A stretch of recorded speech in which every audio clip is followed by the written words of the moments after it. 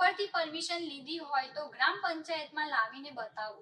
વ્યારા તાલુકામાં મગરકુઈ ગામના સરપંચ દ્વારા ઈંટના ભઠ્ઠાઓ ચલાવતા સંચાલકોને સૂચના આપી। સરકારી હોય કે ખાનગી ગામડે વિકાસના કામોમાં ખૂબ જ ઉપયોગી એવી ઈંટ કે જેને લઈને અવારનવાર સ્થાનિકો દ્વારા રજૂઆત કરવામાં આવે છે। તાપી જિલ્લામાં ઈંટના ભઠ્ઠાઓ ગેરકાયદેસર પરમિશન વિના ચલાવવામાં આવતા હોય છે, જ્યારે રહેણાંક વિસ્તારમાં ઈંટના ભઠ્ઠાઓ ચલાવતા સંચાલકોને પરમિશન બાબતે કે અન્ય રીતે રજૂઆત કરવામાં આવે છે કે કેમ તેમ રહેણાંક વિસ્તારમાંથી બીજી અન્ય જગ્યાએ ચાલુ કરો, પરંતુ આ તો ચા કરતા કેટલી ગરમ જેવી કહેવતને અનુસરતા હોય તેવા જવાબો ઈંટના ભઠ્ઠા ચલાવતા સંચાલકો દ્વારા આપવામાં આવે છે। વ્યારા તાલુકાના મગરકુઈ ગામમાં પણ આવી જ એક ફરિયાદ ગામના રહીશ દ્વારા કરવામાં આવી છે કે રહેણાંક વિસ્તારમાંથી ખસેડવામાં આવે અને જેને લઈને ગામના સરપંચ વિજયભાઈ દ્વારા પણ સૂચનાઓ આપવામાં આવી છે।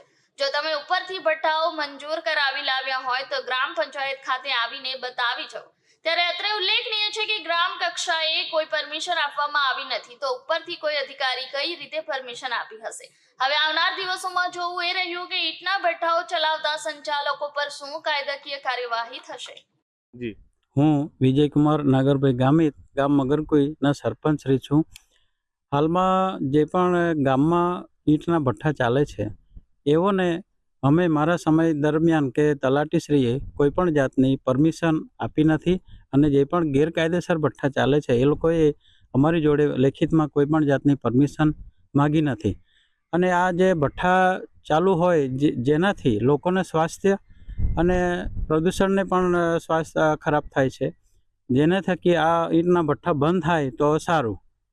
મગરકુઈ ગામે કેટલા ઈંટના ભઠ્ઠા આવેલ છે? એ સાહેબ 3 થી 4 હોવા જોઈએ। રહેણાંક વિસ્તારમાં છે કે બહાર છે? રહેણાંક વિસ્તારમાં છે। મજૂરો ક્યાંના આવે છે? એ તો સાહેબ મને જાણકારી નથી મજૂરોની, કેમ કે સરકાર દ્વારા અવારનવાર પરપ્રાંતીય મજૂરોની નોંધણી બાબતે જાહેરનામું પાડવામાં આવે છે, એ બાબતે કઈ જાણ કરવામાં આવે છે તમે? ના, એવી કોઈ એ લોકોએ આપણને મજૂરો વિશેની કોઈ માહિતી લેખિતમાં આપી નથી કે પંચાયત પર આવ્યા નથી આ લોકો। જાહેરનામું બહાર પડે છે એમને તમને ખબર છે? ઈંટના ભઠ્ઠા માટે વારંવાર અમે વાંચીએ છીએ, પેપરમાં પણ આવે છે, પણ છતાં ચાલુ જ રહે છે।